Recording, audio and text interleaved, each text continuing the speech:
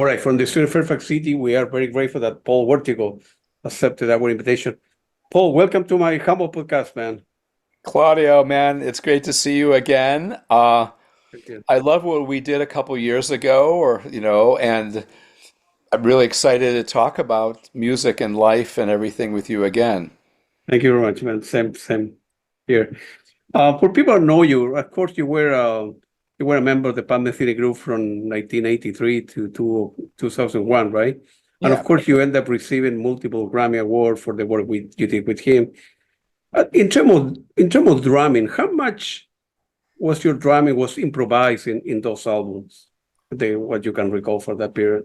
Well, everything. I mean, Everything was, yeah. everything. Yeah, I mean, the drum beat on Last Train Home is just a repetitive train Right. beat. And, so that's just kind of keeping going. But every time I played in the studio and every time I played live, I would just play what I felt. And and even though certain songs became known, especially after the records came out, that you had certain parts that people want to hear, you still, I was still able to improvise within those parts. I never played as if it was all written in stone. I mean, that would have driven me crazy, because for me, I want to play the moment.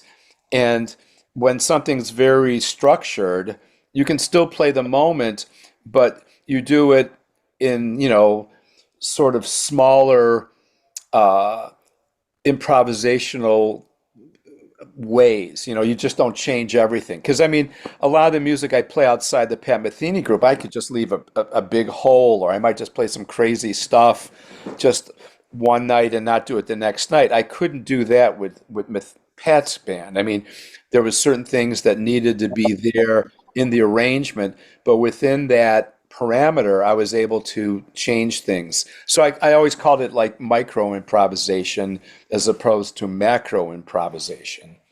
I got it. I got it.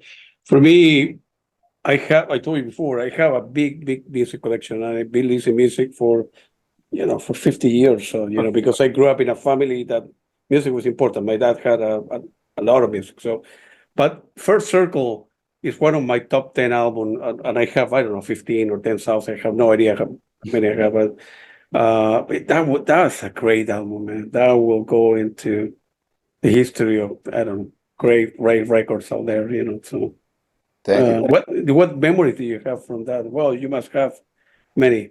Yeah, well, that was obviously that was the first record with the Pat Metheny Group, Yeah. and it was done very quickly. It was done in a couple days, and there was some sequencers and some click track and stuff with that, but it was much looser. There weren't a lot of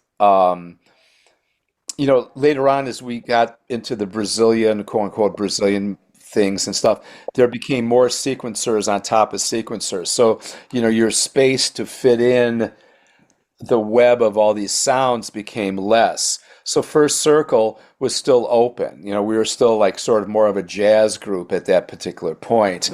And, like the tune First Circle itself, I mean, I just played, and then in the middle, we called it the Hollywood section. I played like these tom parts that were almost like timpani. I was thinking like, like that we call it the Hollywood section because it's almost like a film score. I just improvised that. Couple things I remember on one of the tunes. What's it called? Um, it's the one where Lau was playing the cowbell. Um, straight on. No, it's not. Is it straight on red? No, it's not. No, I that's from a different album. yeah. I mean, Feel free to I, look it I up. haven't listened to this stuff in years, believe it or not. Isn't it Yeah. weird? You Yeah. know, you kind of get to that point where you're kind of going, okay, well, I love everything I played on it. I'm so proud of it, Yeah. but I don't listen to many things from the past unless I have to study it, if that Yeah. makes sense. And Yeah. so, and my memory is usually really good on a lot of things, but sometimes, like thinking about that, I'm just hold on one second. I just want to look. Hold on. Yeah, take your time. Yeah, because what happened on that? What happened on that recording? Because again, we did it so quickly. What was it called? It was called Tell It All. Oh, Okay, okay. Yeah. Tell It All. So the day before we recorded that track, Lyle and me and Jack DeJohnette were playing basketball at some place after we did our concert, and I twisted my right foot. Okay. And so when we got to the studio on Tell It All, I'm playing, and I'm making this stuff up, like the counterpoint on the bass drum on the intro and the outro of Tell It All, right? And at the very end, my foot started cramping. So, I'm going boom, boom, boom, boom, boom, boom, boom. I mean, like I'm just making this line up. It's like a melodic line. And my foot started going boom, boom, boom, boom. So we were listening back to the track, and it was fantastic track. Pat took like 3 choruses instead of 2. And when I pointed out that, man, the bass drum is it's a little wobbly here because of my foot, rather than like fix it, go in and just, punch in, Pat wanted me to do the whole track. So the track that we use is actually shorter, and it's not as good as the track that we didn't use. Which always drove me nuts. And the other thing that I remember about that, there was a drum solo. We actually recorded like a scrap metal thing in there where I'm playing.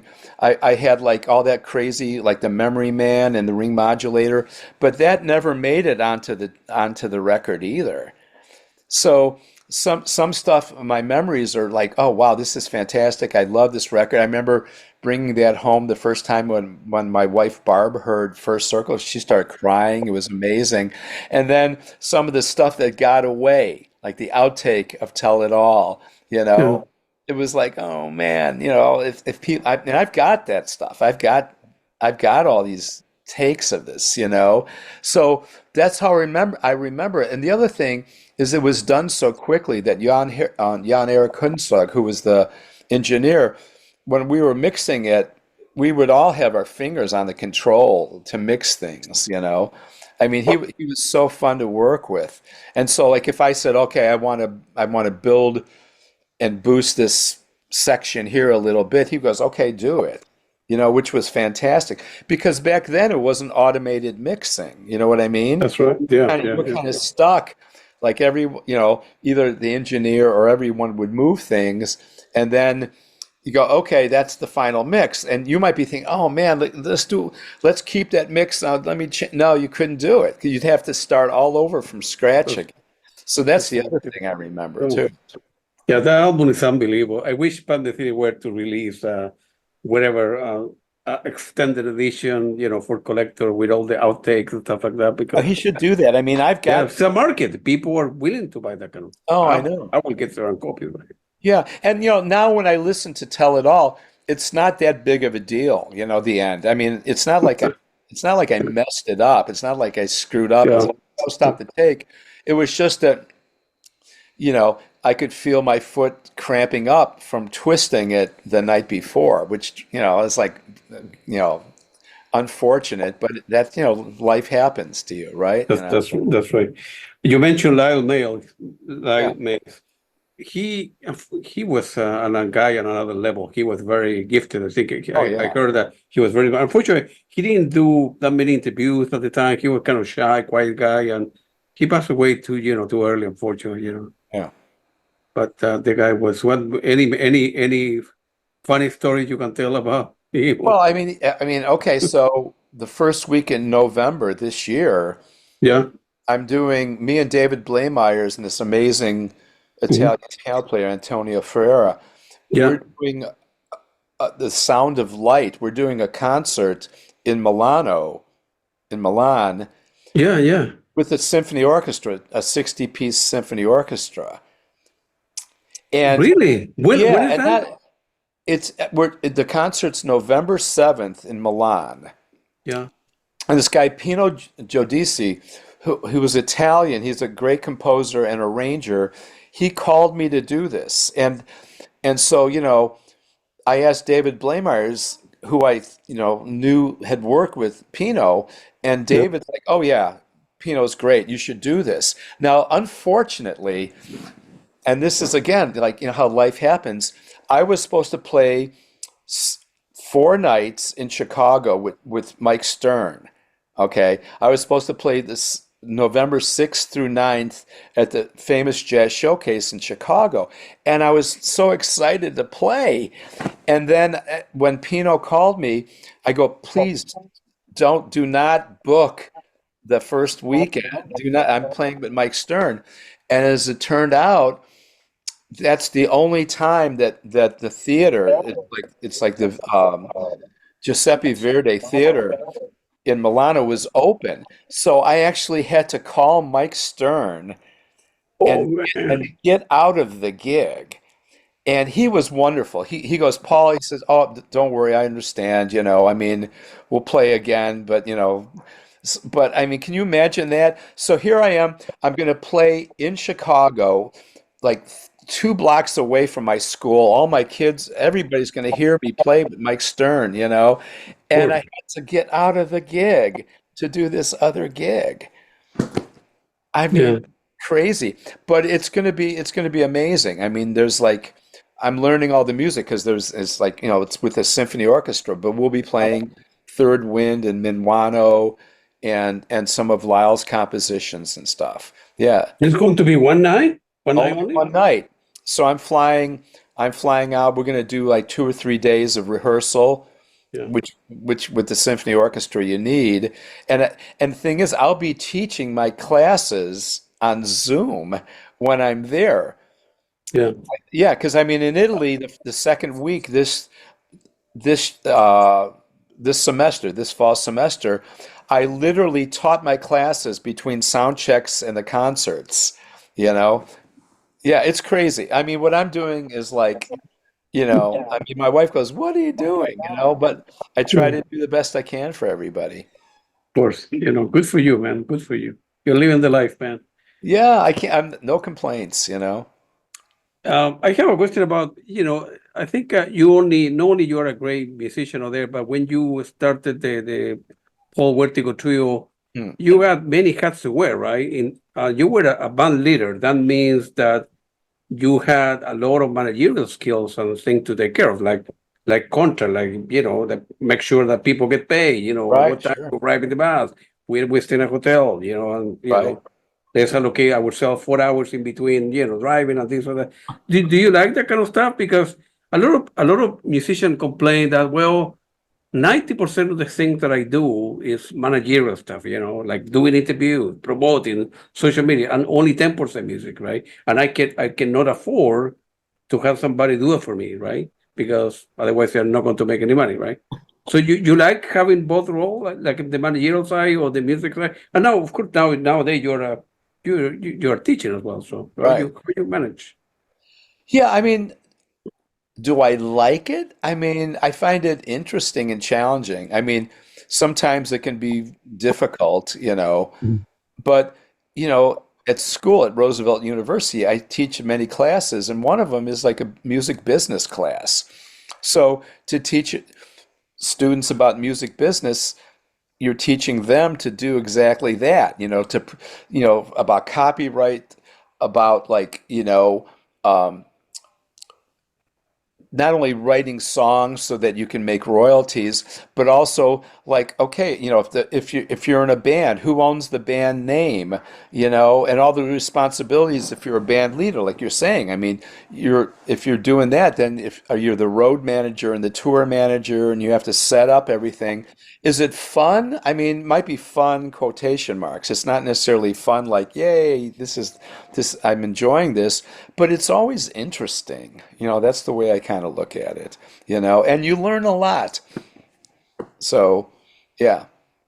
In bands, I'm not just referring to band theory, but in general, do band kind of if they write 10 tracks and there are 4 people in the band, each one get like publishing rights 25%, 25%, Oh or no. it's always 50 because I'm the leader, I'm John Doe, the leader, and the rest of the guy get 10% each, or or or or or it depends. Every band is different, right? It's all different. I think But that band Coldplay, I think they split all the yeah, writing and publishing evenly. evenly, right? Most bands don't. I Most mean, that's bands don't. why, like, the Beatles, for instance, I mean, Paul McCartney and John Lennon, they made most of the money, where Ringo Starr, he wasn't getting those kind of things. And Yeah, then you're talking about, writing credit. So who writes the songs? Then you're talking about publishing. So do people own part of the publishing, or is the publishing, Warner Brothers or somebody else? You get that, and then you start talking about when you do a record, are you getting points? So in other words, if you just do a record and you're hired to play drums, okay, so and they give you whatever money yeah, and that's it.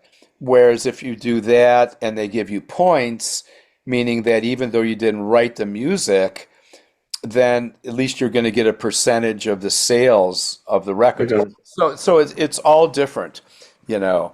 And I mean, sometimes, if you're in a position where you really want to do something and you don't want to risk losing that, you might put up with not getting some of the stuff that you think you can deserve.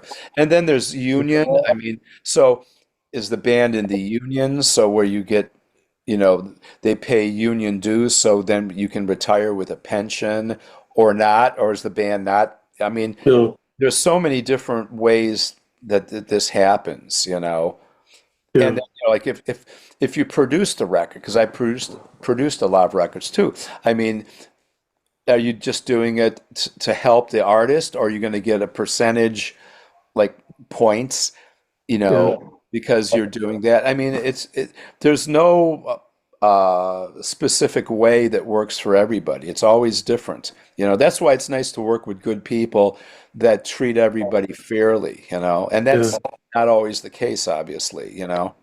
Because back in the day, young kids were able to sign anything without knowing what they were signing, and our record label, XYZ record label, will take advantage of that, right? And it's terrible, and then because the kids, 18, 20 year old, they didn't know any better, right? So hey, sign here and we give you $1,000, which at the time was a lot of money, but Yeah, hey, you could have make a lot more. But unfortunately, yeah, I don't know, it's good to know the law, right? And have good lawyers or people that know what they're doing, negotiate the contract on behalf of the musician, right? yeah, So they and then won't be taken advantage of, right? absolutely. But then, if you're 22 years old or something, and then some big band offers you terrible money, but you're going to be famous because you're in that band, then you have to say, well, should I just say no until I get what I want, or else they can find some other bass player, some other guitar That's player, that's right. you Yeah. know? Yeah, so a lot of it is just, hopefully you're making good decisions and if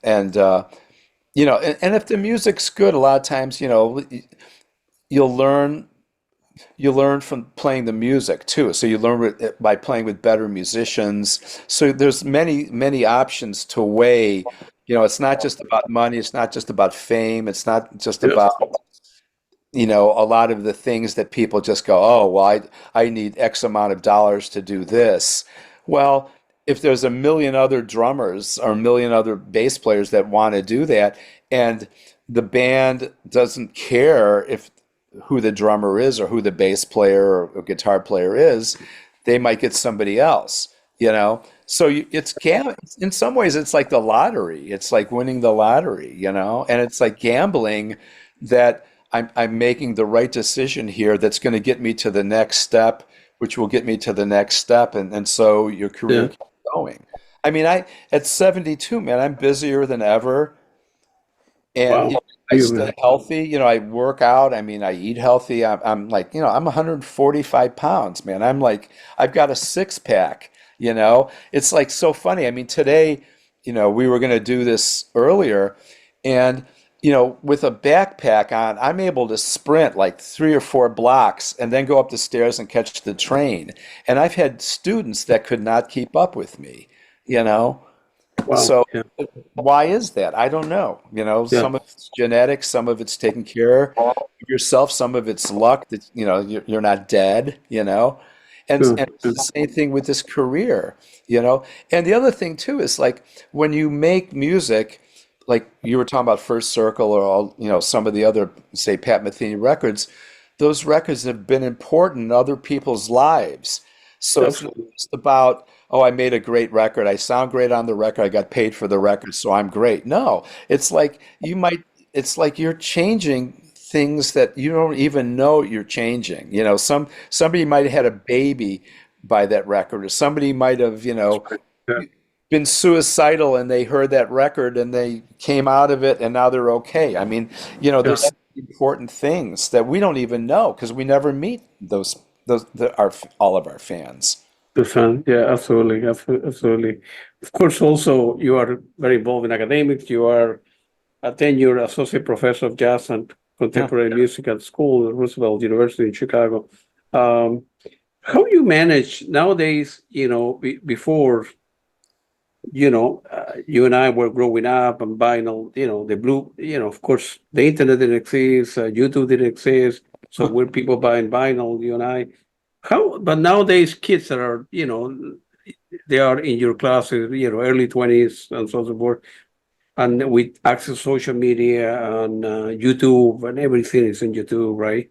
On a Spotify, fewer and fewer people buy music. How the kids keep getting motivated and stay motivated, because they have access to too many things. And back in the day, 3 years ago, you and I didn't have access to it.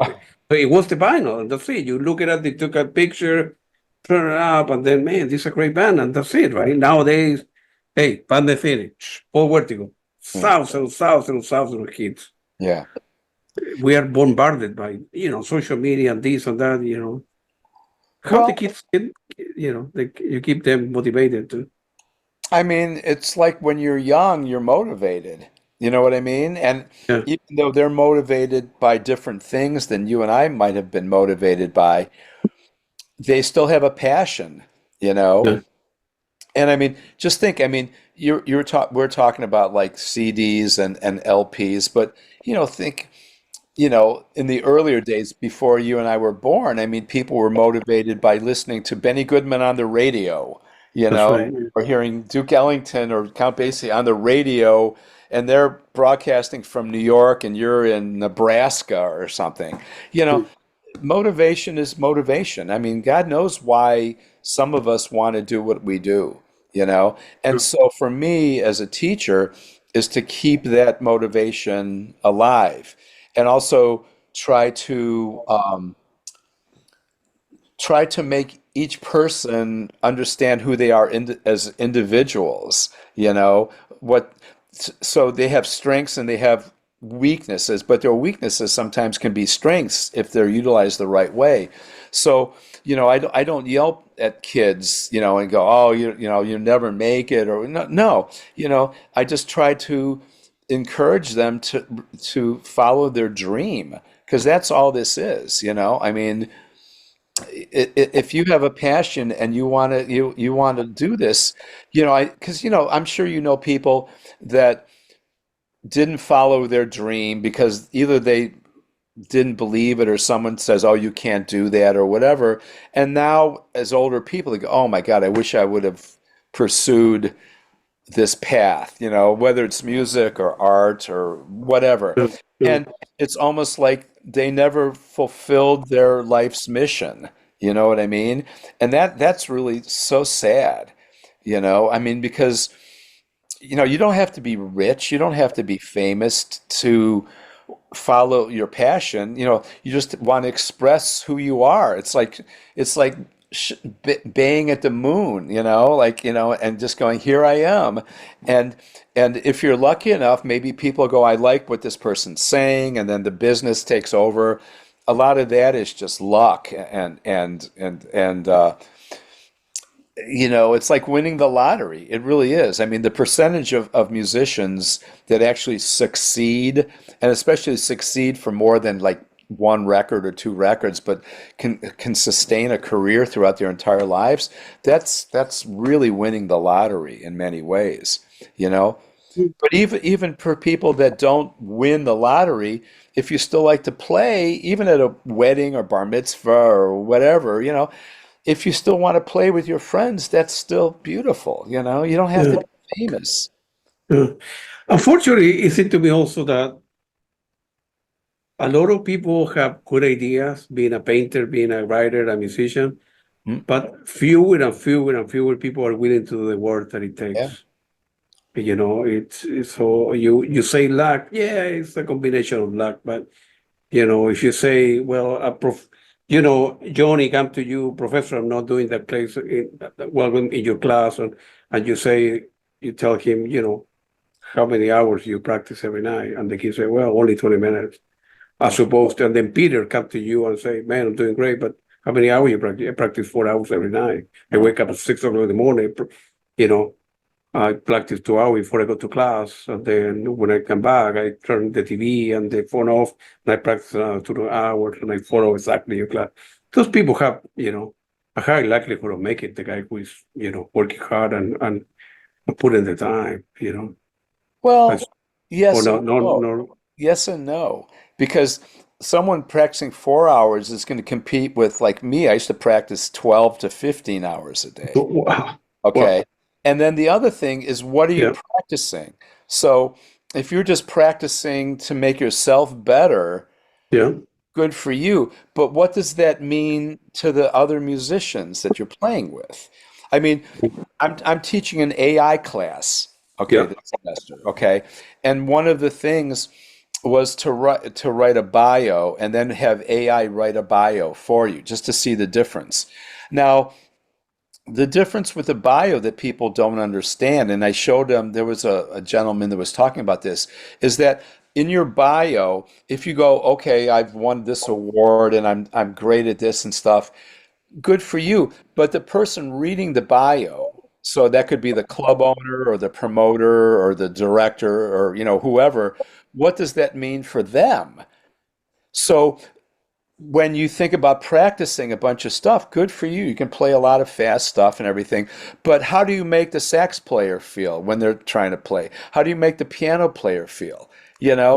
It's more about making yourself so good that you're able to make people outside of yourself feel good. That's how you work. There's plenty of drummers in the basement that can play incredibly fast stuff, but no one wants to use them because they get on stage and they play too many notes and they play too loud and Yeah. they don't, and so see that's I think a big secret in life is that how do you make other people feel without losing your identity? You don't want to give in and then be nothing to yourself. How do you keep your identity so strong that you make everything around you stronger? And then all of a sudden, then people want to use you. That's how it works. I Having mean, having yeah. a good personality and being a good team player, of course, you can be an ass, right? And the best Yeah. drummer in town. But if you're a complicated person who arrive late, who complain too much, and then they will stay by themselves, right? Yep, absolutely. And people Yeah. don't, so that's the one thing. And the other thing is that, like, say if you're a great technician, but what is your sound? I mean, Duke Ellington said, I mean, the greatest compliment is to be able to be identified as your own sound. You know what I Yeah. mean? And it doesn't have to be a big thing, but just people go, oh, that sax player, I can understand. Oh, that's Johnny Hodges. I can hear his sound. Yeah. That's Coleman Hawkins, like John Coltrane. Mm. Drummer wise, same thing. Oh, that's Elvin. You can hear his sound. Tony Williams. And that's really the best compliment because otherwise you're just another drummer, another sax player playing a lot of stuff. Yeah. It's hard to make it, man, in music. I see so many concerts on the year. I'm very fortunate that where I live, I see a lot of gigs, and And I'm always question myself, how difficult it have been for those people, I don't care if they try to make it and the bus they broke down at 4 o'clock in the morning and they're tired and I expect them to play the best, well, Right? the best gig of their life between 8 and 10 o'clock, right? Yeah. And I don't know if they got a good night's sleep or they have a fight with the manager or with the family. Or it's very, very difficult to be Oh, I mean, this last, to make a living, right? yeah, I mean, this last, it was like a week-long tour, the second week of school. So it was what was it, the first week in September. I was in Italy with a trio, and I mean, we were getting like 2 or 3 hours of sleep a night, you know, and we still played great. It was still fun. We were exhausted, but Yeah, when you get on stage, it's like, okay, here we go, I mean, it's just the music takes over. I mean, that's why, I mean, a lot of ways, sometimes, people are sick, they have the flu, they can barely walk and they get on stage and all of a sudden, bam, there they are. The music just takes over. That's the miracle of music. absolutely, man. And let's talk about the latest project, Right? Tuxedo Man with David. Yeah. That's unbelievable. I didn't know. I have listened to album probably 6 or 7 times in the Right. last week or so, right? And every time I discover new thing. The way I listen to music, I listen to the whole thing, right? Mhm. I don't put much attention, right? Then I listen individual tracks, right? Mhm. And number three, then analyze the track in my head, right? Mhm. And every time I have listened to that album with David, it's like a cake with many many layers. So now I understand. Listen, because I'm an engineer, I need to understand how things work in my head. I see different layers, and I notice when you symbol when you were playing, why you entered the track that way at the time. And I know it's a lot of improvisation there, but that's a great, great, great record, man. And Thank I never thought that two people, a drummer and a guitar player can play it that way. Always say, and the minimal need to be a trio, right? And we need a bass player, right? We no, need a keyboard, and sometimes you don't, right? no. So, yeah, And this is a perfect we had example. never played together before. That's the first time. We went in the studio and just Yeah, that's it. And it's funny because even now, because I mean, I played on the record, I mixed the record, I mastered the record using AI, believe it or not. I didn't give myself credit, but I mastered that record, AI. And even now, I listen to it, and I still hear new things, And it's my wife's favorite record out of all the hundreds and hundreds of records. She loves that record, you know. yeah, And so wow, we've submitted it to the Grammys because I wrote the liner notes and everything too. yeah, We'll see. I mean, if that was on a big label, like with Pat Metheny, whenever we released a record, you knew right away hundreds of thousands of people are going to hear it and buy it. I mean, this is on a small um, Polish record Polish label. record, right? Yeah, Yeah, I mean that band SBB that I used to play with for yeah, 7 years, they were on this label, and it's a great label. But God knows how many people are going to hear it because now with the tariffs, they're having a hard time even shipping the records that were bought here. Which is right, heartbreaking to me. But yeah, but David's, an incredible guitar player, and he knows a lot of people. I know a lot of people. Hopefully, the people will listen to it and feel that it's worthy for, a Grammy. Because I definitely think I can't I can't think of another record that sounds like this. It's like a yeah. different genre. Do you have, I don't know, like a list or a discography, everything you have been involved with? Do you own everything or no? You keep track of everything? Do we Somebody own? say to you, somebody say to you, no, you have been in 1,500 tracks with different people. Yeah, Would you know that? Do you keep track yeah, of everything you have yeah. done over the year? I kind of do. Yeah. Wow. Yeah, and there's a lot of unreleased stuff. I mean, I'm talking when I was in Copenhagen in July for 2 weeks with Niels Lan Doky, Huh? uh, that Steve Rodby was playing bass, but the engineer for the sound was Felix Pastorius, Jocko's son. And so Yeah. I've got an unreleased thing of Jocko in me and a great guitar player, Ross Trout. And he had never heard that. I'm sitting on that. I mean, I'm sitting on so many things that have never been released yet that are incredible, you know?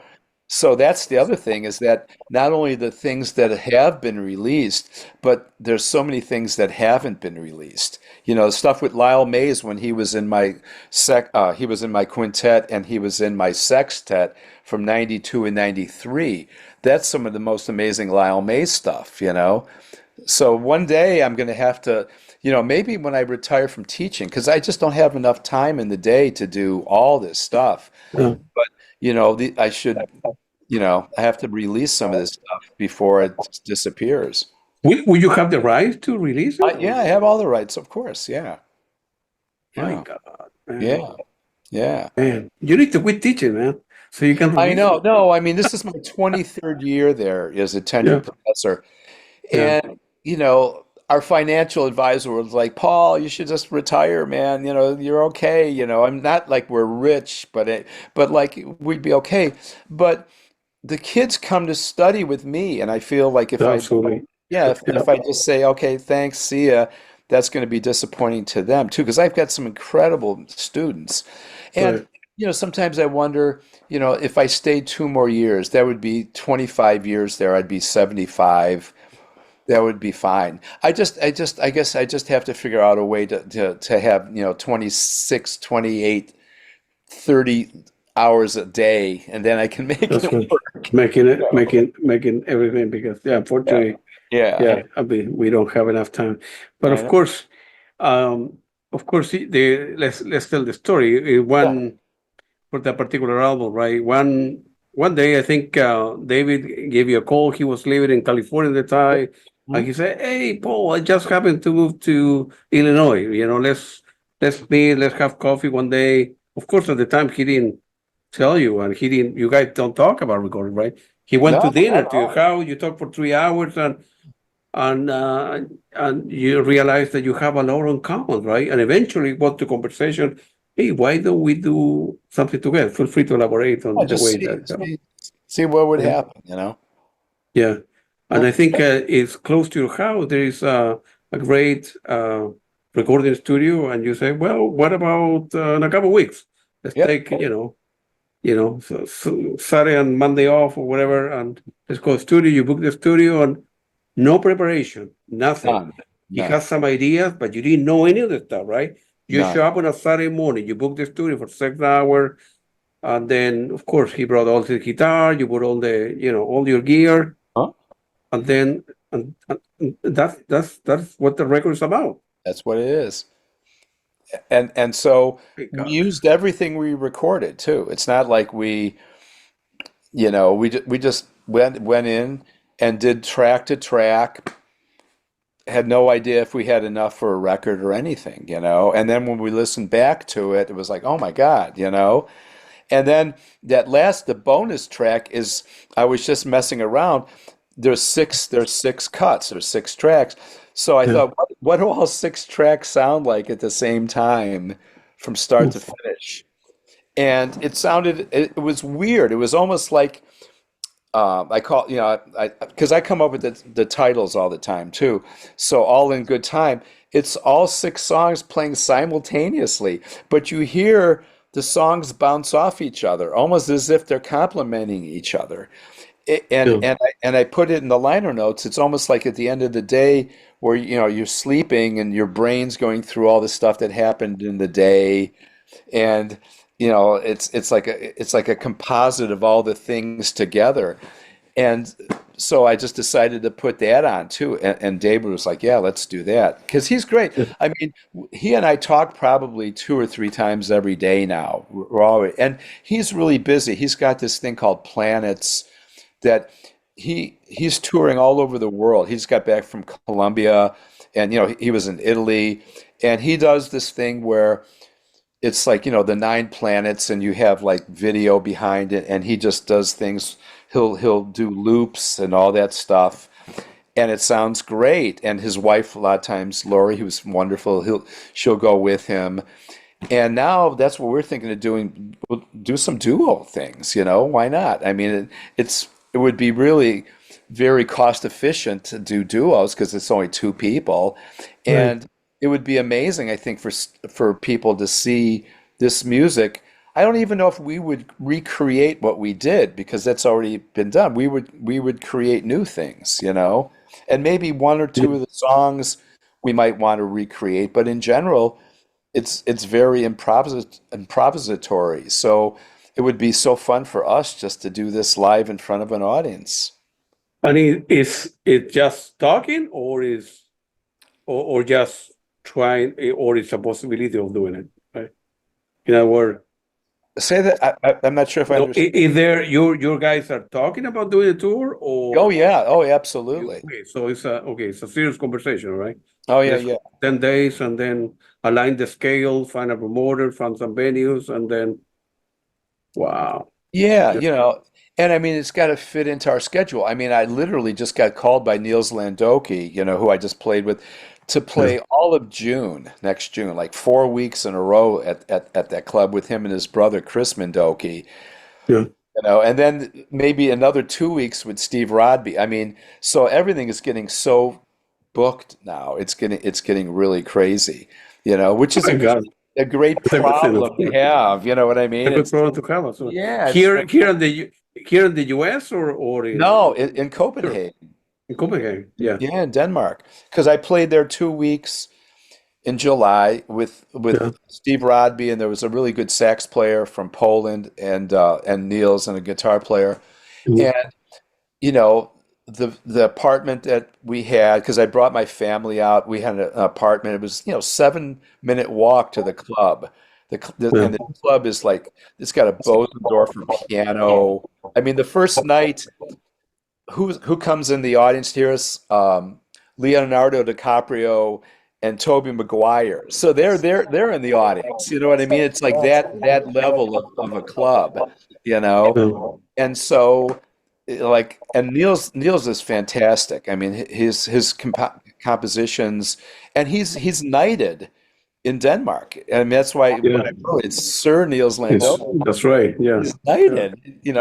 How many jazz people are knighted in a Yeah. country? No many. No. If Yeah, any. yeah, yeah. So, to be playing with these incredible musicians, and they're all fantastic people. I mean, they're all like, you get together and it's like a brotherhood of people that love the same things, and are just a joy to be around. I feel so blessed. You know what I mean? Absolutely. And when you say we improvised everything with David, and we went Yeah. to the recording studio on a Saturday, and then by 6 o'clock we said, man, I think we got a record. We're Yeah. good. Let's go to dinner. You really say improvise? He will start the guitar. You never listen to the track, and you say, well, I want to go with like this. No, I mean, And you didn't do many, overdubs we might do or some many overdubs over. takes, We would do some overdubs over what we played. Yeah. So we would play something, Yeah. and then go, okay, well, let's do something on top of this just to see what. Yes. I mean, but it was never planned out. I mean, it was always we were building these things out of nothing. Yeah. You know? My God, man. Yeah. Isn't that crazy? I don't know how people can do that. I'm very structured in my life, so Oh yeah. for me, 100% improvisation. I couldn't. I don't know. I'm not a musician. I couldn't do it. I don't know how people could do it to begin with. Instead of Well, I mean, recording a studio for a week, right? Of course, it's very yeah. expensive to do that, but all right. But okay, let's work in 2 tracks on Monday. Let's do another Tuesday, another two on Wednesday, and then on Friday we'll revise. In your No, case, it was one day. one So day. let's get coffee between 9 and 10, one track, 10 and 11, another, 11 and 12, blah, blah, Yep. blah. 3 Yep. o'clock, let's review a couple tracks and overdub here and there. 6 o'clock, hey, we had another one, let's go to dinner. That was it. Crazy, huh? My God, man. I know. And how the sales are going as far as the Well, first I don't know. I you mean, do, that's the yeah, thing is right now, I yeah, think they're going well, but with the tariffs, the fact that exactly right, yeah, people trying to get product from Poland, yeah. is affecting it because That's right. they made CDs, and so David and I got a box of CDs, and um, but they're also doing LPs, but we haven't gotten the LPs yet, because if they send us the LPs, I don't know if we're going to have to pay money on those LPs, so they might just be waiting. I mean, it's just unfortunate timing in Yeah. some ways. And those CDs and vinyl are available on your website or available Yeah, in David's yeah, website but I mean, where people can buy? I don't, I have some here, and I've Yeah. sold some, but in general, I just usually just give people like the link to the GAD records in Poland, and people Yeah. can pay whatever, because it's not that expensive. Yeah.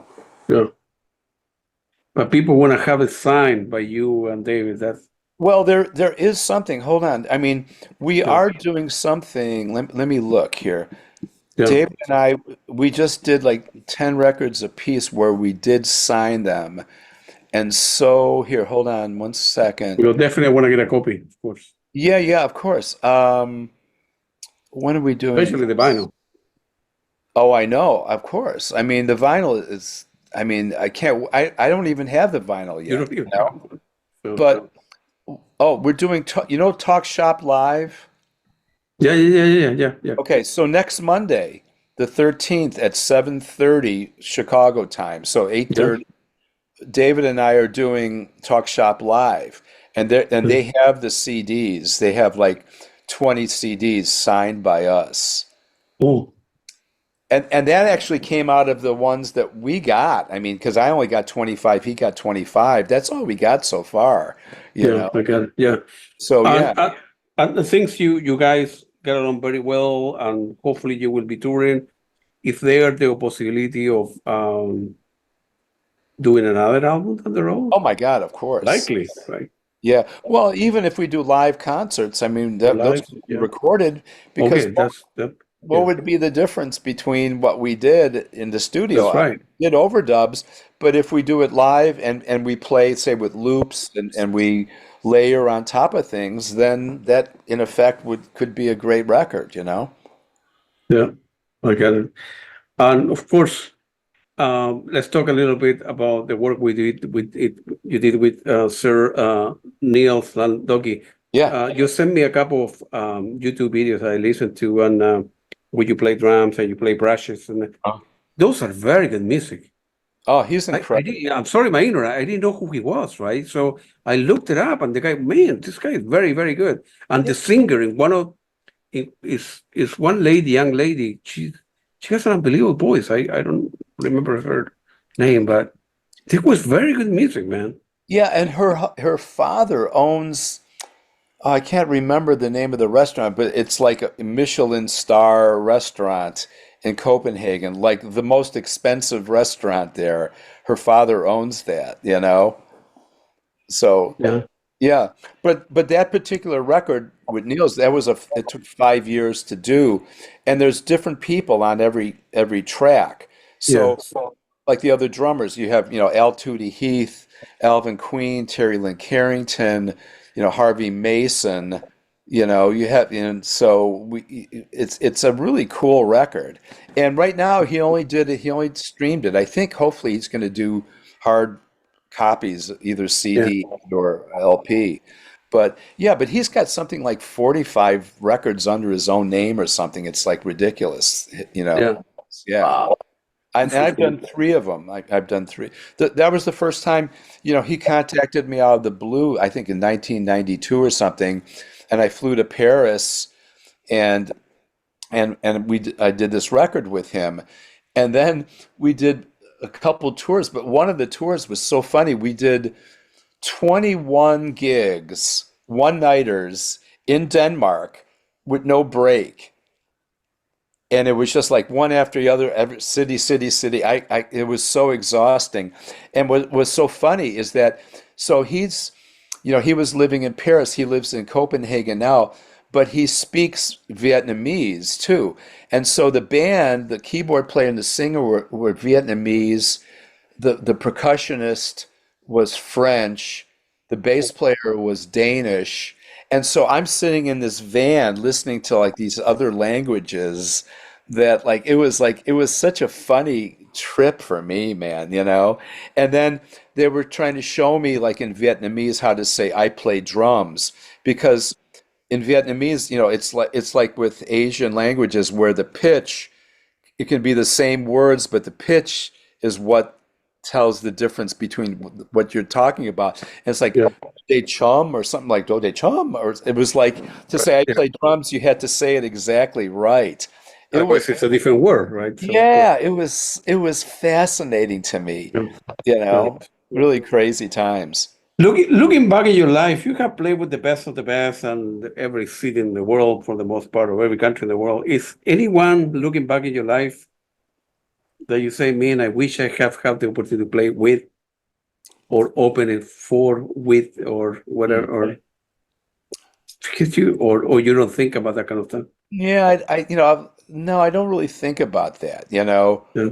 I mean, I'd love to play with Jimi Hendrix. Yeah. I loved Hendrix, you know. It would have been Yeah. amazing to play with Coltrane, obviously. You Yeah. know, there's a couple, you know, but yeah, I usually don't think about like what I haven't done because, you know, I've been so lucky to do a lot of Yeah. things. And hopefully, you know, there's other players, you know, like I'm saying, like with Mike Stern, I've played with him a couple times now. He's incredibly the nicest guy you'll ever want to meet. Hopefully, I'll do more with him. Yeah. But in general, yeah, it's like I don't really have a bucket list before I die Yeah. that I'd be happy if only I did this. Yeah. I've done way more than I ever thought I was going to do. Yeah. But right. On the other hand, if you look back on everybody you have played with, right, Yeah, and you look at the list in, 78, DT, 79, did that, so crazy.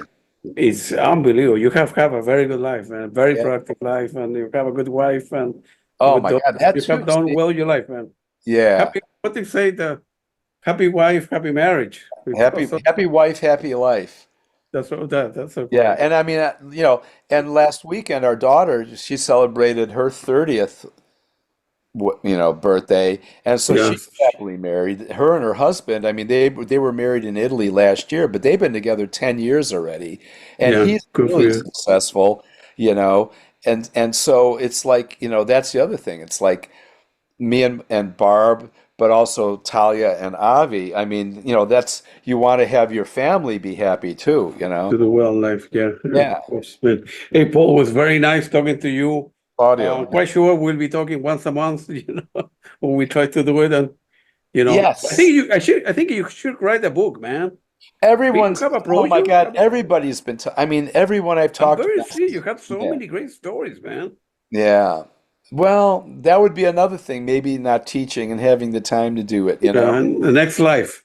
the next life. Yeah. But You're man, welcome, man. man, it's great to see you. It's great. I mean, thank you Thank so you. much, man. You know, and your Thank you, questions man. are always the best, man. You know, you do, Thank you know, it's like it's so easy to talk to you and you ask the things you know the artist would want to talk about, you Thank you. know. Thank you very much. Thank you Want- very much. Yeah, yeah, no problem. It was very nice again. And I need to look at the date. Maybe I could fly to Milan, but I'm scheduled to go to Zurich to see Hans Zimmer Oh, wow. I live love, because they oh, invite me. he's I need to look great. at the days. I need to look at the days, man. Well, That's this what I was asking. Sorry, go this ahead. is this is November 7th. Yeah, It's a one-nighter, okay? yeah, At 8, I think it's at 8:30 at night or yeah, something, flying home the next day. But yeah, it's yeah, going to be, you know, in Milano at the it's at the Opera House, you yeah. know. Oh man, I never been there as well. So that will be great. It was very nice talking to you, Bo, and let's try to get together, or even be a soon and once a month or something. And I'm looking Absolutely, forward man. to go to Chicago and then get together for dinner or something like that. Will be nice. Absolutely. Thank you very much. I appreciate it. Have a Thank great you night, much. man. Okay. Okay. Okay. Ciao.